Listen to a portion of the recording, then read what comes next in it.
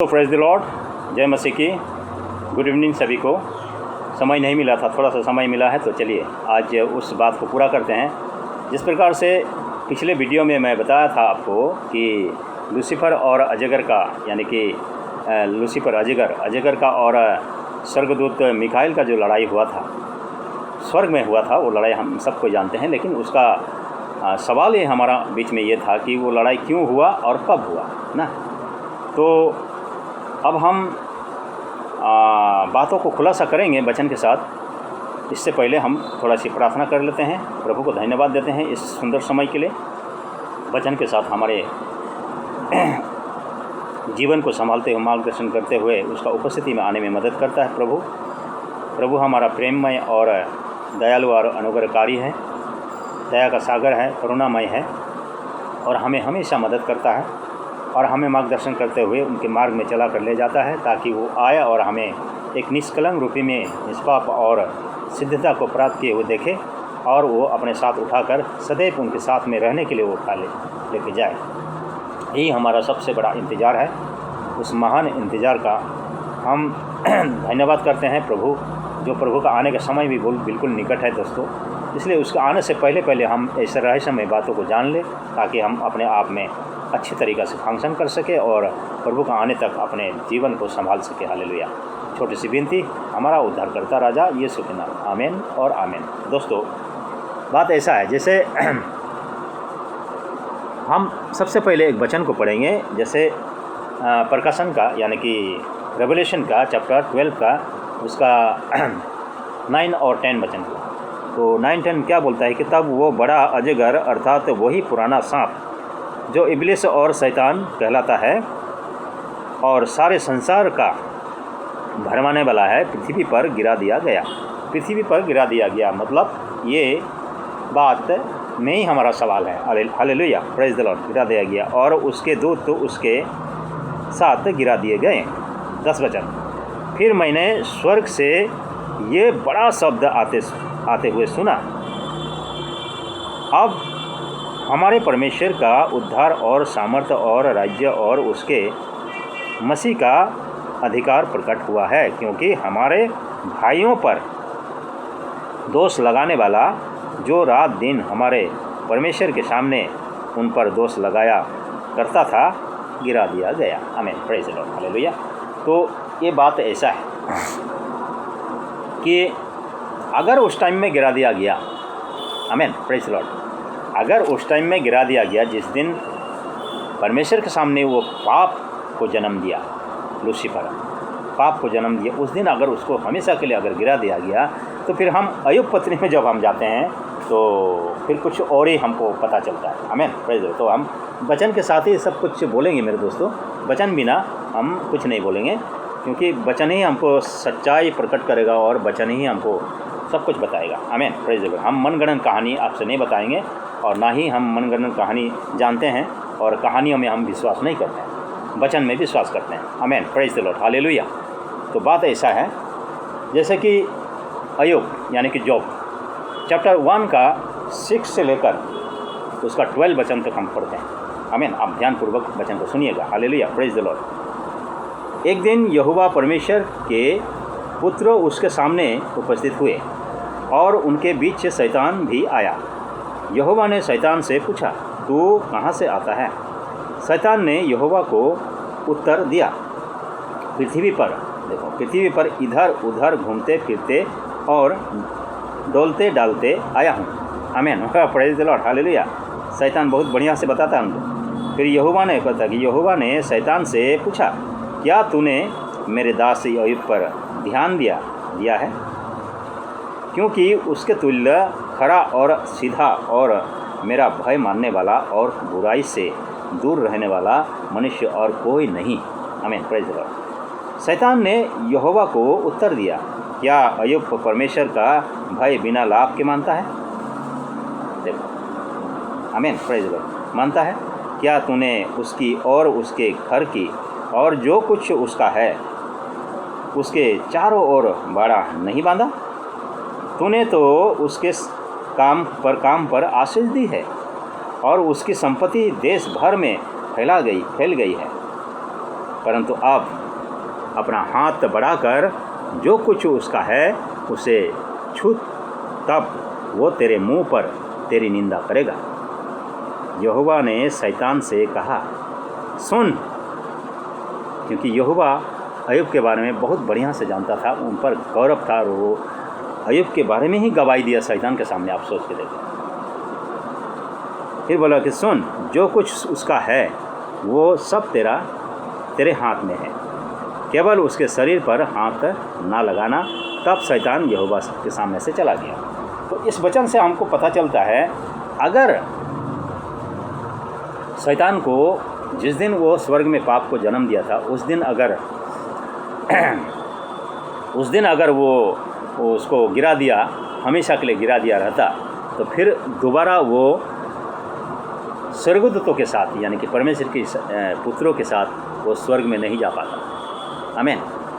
लेकिन इस लड़ाई के बारे में बोल रहा है कि और दोबारा स्वर्ग में उसका जगह ना रहा, वो प्रवेश नहीं कर सका, और बहुत ही गुस्सा के साथ में वो पृथ्वी में उसको गिरा दिया गया, और वो पृथ्वी पर उतर आया, और उस दिन से पृथ्वी पर वही वास करने लगा। उस दिन से संपूर्ण रीति से अधिकार के साथ में वो पृथ्वी पर वास करने लगा। और ये काम तभी होगा जब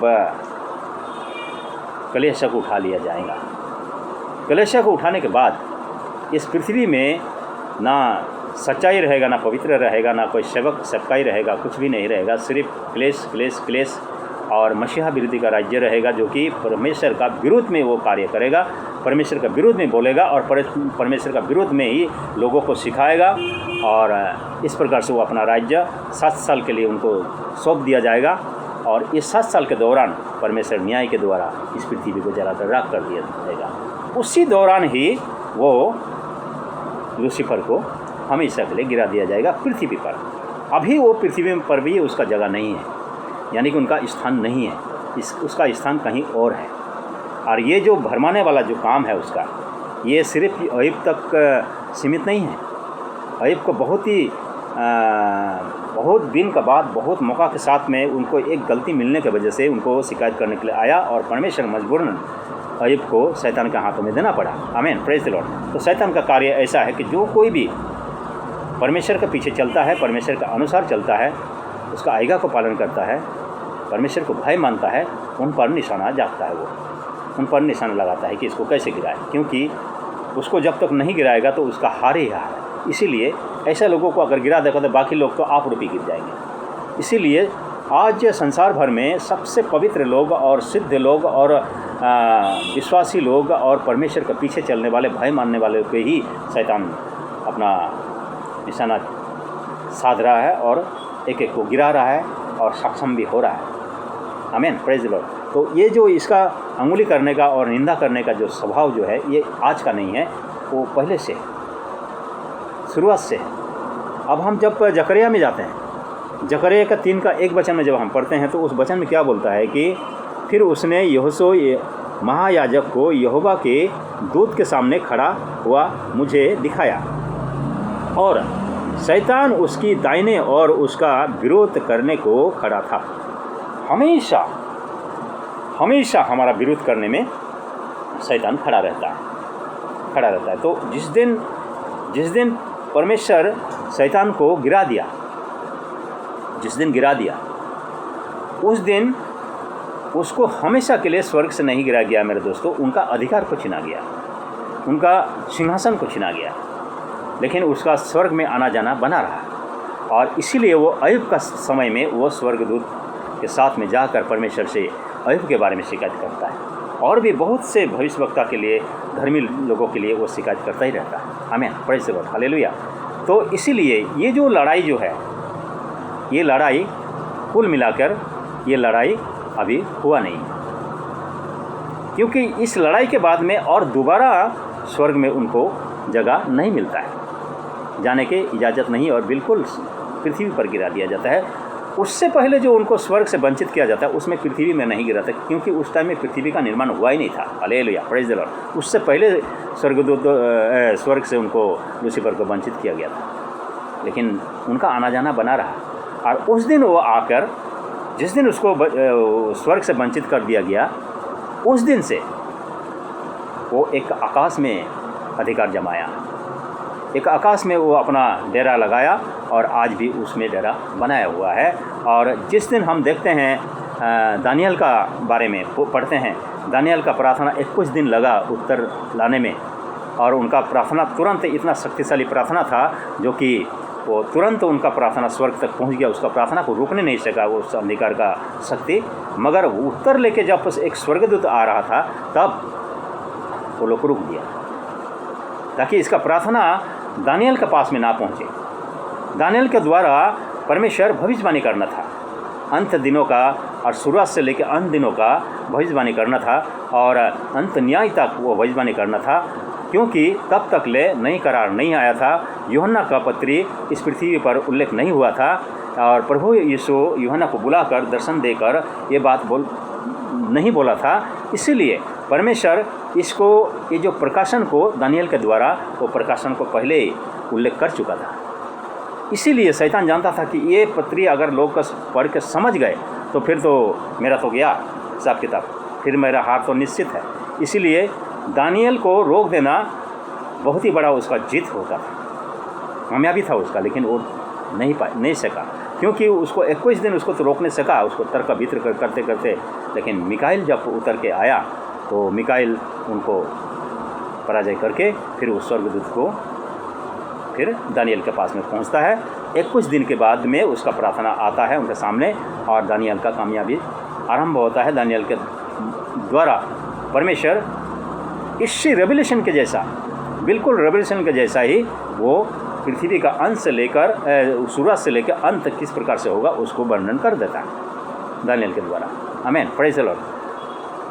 तभी हमको समझ में आता है कि शैतान को जिस दिन स्वर्ग से वंचित किया गया उस दिन उसको हमेशा के लिए नहीं, वो सिर्फ उसका अधिकार को छीना गया, और इसको अधिकार को छीना गया। और वो आकाश में जो अधिकार जता रहा है, अभी आकाश में जो वो अभी एक आकाश में उसका जो अधिकार है और उसमें जो बसा हुआ है वो हड़प लिया है उसको।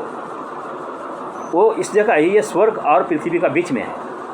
उस जगह से वो यहाँ से पवित्र लोगों का, संत लोगों का या विश्वासी लोगों का प्रार्थना जब जाता है तो वो रोक देता है प्रार्थना को, अगर प्रार्थना कमजोरी हुआ तो। इसीलिए हमें कहा जाता है कि आत्मा के द्वारा प्रार्थना करो, विश्वास और दृढ़ और एक पवित्रता के साथ में प्रार्थना करो, ताकि प्रार्थना मजबूत हो और सिद्ध हो, और वो सिद्ध को कभी रोक नहीं सकता है। लेकिन असिद्ध हो और अगर कमजोरी हो प्रार्थना तो फिर वो रोक देता है। इसलिए हमको कभी कभार हमको प्रार्थना को उत्तर मिलने में बहुत टाइम लगता है, और कभी कभी मिलता ही नहीं है। Hallelujah, praise the Lord. तो दोस्तों, और स्वर्ग से जब किसी का प्रार्थना का उत्तर जब आता है अभी भी, तभी वो रोक देता है। कभी इस प्रकार से फिर मिकाइल को जब पता लगता है तो वो मिकाइल आके फिर छुड़ाता है। हमेशा मिकाइल हमारे साथ में खड़ा होता था, जो दानियल बुक में भी हम जो पढ़ते हैं कि मिकाइल हमेशा हमारा साथ में खड़ा रहा, हमारा प्रार्थना को वो पास करने में, वो प्रार्थना को आने में, प्रार्थना को उत्तर आने में और प्रार्थना जाने में वो रुकावट करता है। इसीलिए वो आकाश में हक जमाया हुआ है, और वो कार्य यही है उनका, जो पवित्र लोगों का प्रार्थना को रोके, परमेश्वर से जो आता है आशीष उनको रोके, यही काम उनका है। यही बात जो है कि हमें कभी कभार जो प्रार्थना का उत्तर नहीं मिलता है मेरे दोस्तों। तो कुल मिला के हम जब इसमें देखते हैं जो वो आकाश में आज अधिकार में है, आज आकाश में वो अपना डेरा डाला हुआ है, किस प्रकार से हम समझते हैं। जैसे कि हम इफिसिया में जब जाएंगे तो इफिसिया 6 का 12 वचन में जब हम पढ़ते हैं तो कि क्योंकि हमारा यह मल युद्ध लहू और मांस से नहीं है, परंतु प्रधानों से और अधिकारियों से और इस संसार के अंधकार के हाकिमों से और उस दुष्टता की आत्मिक सेनाओं से है जो आकाश में है। आमीन, प्रेज़ द लॉर्ड। तो आकाश में वो अधिकार जमाया, उसका डेरा वहाँ पर डेरा डाला हुआ है, और उसका कार्य यही है, रोक टोक। और हमेशा वो पृथ्वी पर अपना दूतों को भेजता है और धर्मी जनों का, विश्वासी जनों का पीछे आगे पीछे लगाता है, और जो कोई भी कुछ गलत बोल दिया, परमेश्वर का विरुद्ध में बोल दिया, धर्मी होकर, चुनाव करने वाला होकर, तो उनका शिकायत लेकर फिर स्वर्ग तक पहुंचना और शिकायत करना। शैतान का ये काम है आज। इसीलिए आप हमको समझ में आता है कि ये लड़ाई, ये जो हम प्रकाशन में जो लड़ाई को देख रहे हैं, ये लड़ाई अभी नहीं हुआ है मेरे दोस्तों। कुल मिला के ये लड़ाई होने वाला है और ये क्लेश के दौरान होने वाला है, और कब होगा कैसे होगा उसको हम बताएंगे। लेकिन ये प्रूफ हो गया कि ये लड़ाई हुआ नहीं है अभी। आमीन। लेकिन किस कारण हुआ ये भी दूसरा पहलू है, उस कारण को भी हम रखेंगे वचन के साथ। तब तक ले जय मसीह की। और आखिरी वचन हम पढ़ते हैं कि उसको क्यों गिराया गया। एक्चुअली बोले तो लूसीफर को किस लिए गिराया गया, मतलब इनका कसूर क्या था, है ना। एक्चुअली लोग बोलते हैं कि ज़्यादातर ये बात को बोलते हैं, जैसे लूसीफर ने परमेश्वर का विरुद्ध में पाप किया, विरुद्ध में बोला, परमेश्वर का सिंहासन, परमेश्वर का आराधना, परमेश्वर का महिमा वो अपने में इच्छा किया। वाकई कब इच्छा किया और इच्छा करने से क्या हुआ, तो हम थोड़ा सा वचन को हम पढ़ने से और बढ़िया से हम बता सकेंगे। और इस प्रकार से वचन को जब हम पढ़ेंगे तो वचन है हमारा आइजा भविष्यवक्ता का 14 का उसका 13 और 14 वचन, यानी कि 13 और 14 वचन। आमीन, प्रेज़ द लॉर्ड। तो बोलता है क्या, वो पाप को किस प्रकार से शैतान जन्म देता है, इस बात को हम जानेंगे। तो मन में कहता तो था, देखो वो मन में कहता था मेरे दोस्तों, वो किसी को, किसी स्वर्गदूत को, चाहे किसी को या परमेश्वर को नहीं बोला, वो खुलकर अंगीकार करके नहीं बोला परमेश्वर के सामने। इसीलिए हम जब उपस्थित होते हैं तो हमको बोलने की ज़रूरत नहीं पड़ता है कि हमको क्या चाहिए, बस उनका हम आराधना, स्तुति, प्रशंसा करना आरंभ कर देना चाहिए, क्योंकि परमेश्वर हमें देखने के साथ साथ, उनका उपस्थिति में जाने के साथ साथ उसको पता चल जाता है कि हमारा क्या ज़रूरत है। आमीन, प्रेज़ द लॉर्ड, हालेलुया। इसीलिए परमेश्वर इस वचन को जब पढ़ता है तो तू मन में कहता तो था, देखो वो मन में कहता था, उस बात को, मन का बात को परमेश्वर ही सुन सकता है। आमीन। कहता तो था, मैं स्वर्ग पर चढ़ूँगा, मैं अपने सिंहासन को ईश्वर के तरागन से अधिक ऊंचा करूँगा और उस उत्तर दिशा की छोर पर सभा के पर्वत पर गिरा दूँगा। मैं मेघों से भी ऊंचे ऊंचे स्थानों में ऊपर चढ़ूँगा, मैं परम प्रधान के तुल्य हो जाऊँगा। ऐसा सोचकर उसका मन में वो पाप को जन्म दे दिया। और जहाँ पर परमेश्वर का पाप होता है वहाँ पर जहाँ पर पाप होता है वहाँ पर परमेश्वर कभी नहीं टिकता है, कभी नहीं रहेगा। वो या तो पाप को वो बिल्कुल नाश कर देगा अगर उसका समय इतना बुरा है, या तो वो अपने को दूर कर लेगा, या तो पाप को ही वो अपने से दूर कर देगा। इसीलिए जब आदम हवा भी पाप किया तो आदम हवा को अपने से दूर कर दिया। वो जब लूसीफर पहला स्वर्ग में पाप को जन्म दिया तो लूसीफर को तुरंत अपने से दूर कर दिया, अपने से वहाँ से उसका अधिकार को छीन लिया गया और आदम हवा का भी अधिकार को छीन लिया गया। लेकिन आदम हवा को परमेश्वर का पास में आने के लिए रोक टोक नहीं था। इसी प्रकार लूसीफर का भी आने के लिए रोक टोक नहीं है, लेकिन उनका अधिकार छीना गया। इसी प्रकार से आज हम कुल मिलाकर वचन हमें प्रूव करता है कि वो लड़ाई अभी नहीं हुआ है मेरे दोस्तों, लड़ाई होने वाला है। और ये बात हम आज जान गए हैं कि अभी लड़ाई हुआ नहीं। अगर लड़ाई होता तो लड़ाई में बोला गया कि और दोबारा उनको जगह नहीं मिला। आमीन, दोबारा स्वर्ग में जगह नहीं मिला, लेकिन अभी तो दोबारा उसको जगह मिल रहा है अभी तक, और अभी तक मिल रहा है, तब तक मिलेगा जब क्लेश गुजर जाएगा। महाक्लेश प्रवेश करने से पहले उस टाइम तक भी उसको जगह मिलेगा। वो जा के स्वर्ग में जा के उस दौरान भी लोगों को शिकायत करेगा।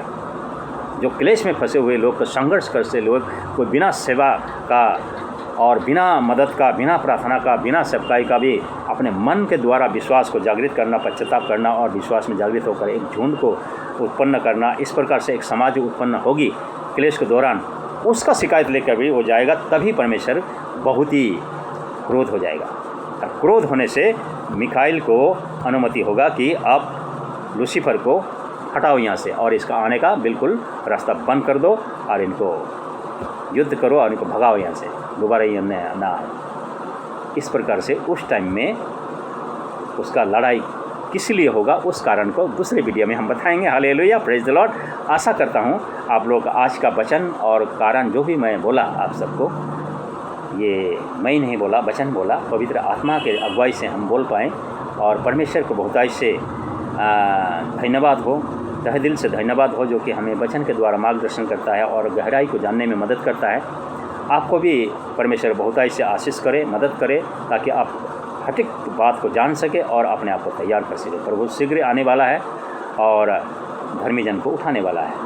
अब हमारा दायित्व है, चाहे हमारा चेष्टा है, चाहे हमारा कर्तव्य है जी कि हम कहाँ पर खड़ा हो और किस प्रकार से खड़ा हो और इस योग्यता को किस प्रकार से हम प्राप्त करें। Hallelujah, praise the Lord. जय मसीह के। आपकी राहत शुभ हो, मंगलमय हो और सबको जय मसीह की।